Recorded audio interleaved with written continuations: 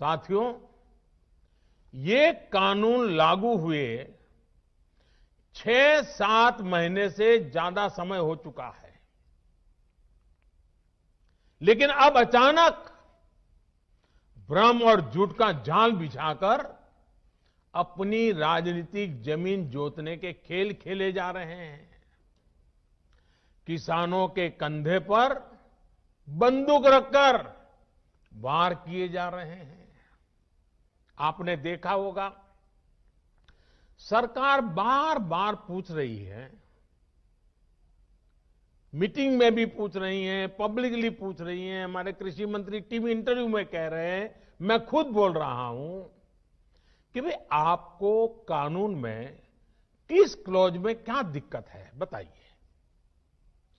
जो भी दिक्कत है वो आप बताइए। तो इन राजनीतिक दलों के पास कोई ठोस जवाब नहीं होता, और यही इन दलों की सच्चाई है। साथियों, जिनकी खुद की राजनीतिक जमीन खिस गई है, वो किसानों की जमीन चली जाएगी, किसानों की जमीन चली जाएगी का डर दिखाकर अपनी राजनीतिक जमीन खोज रहे हैं। आज जो किसानों के नाम पर आंदोलन चलाने निकले हैं, जब उनको सरकार चलाने का या सरकार का हिस्सा बनने का मौका मिला था, उस समय इन लोगों ने क्या किया, ये देश को याद रखना जरूरी है।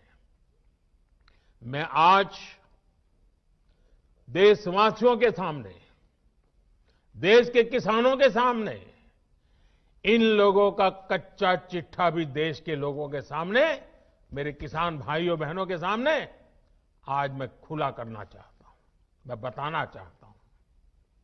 साथियों, किसानों की बातें करने वाले लोग आज झूठे आंसू बहाने वाले लोग कितने निर्दयी हैं, इसका बहुत बड़ा सबूत है स्वामीनाथन कमेटी की रिपोर्ट।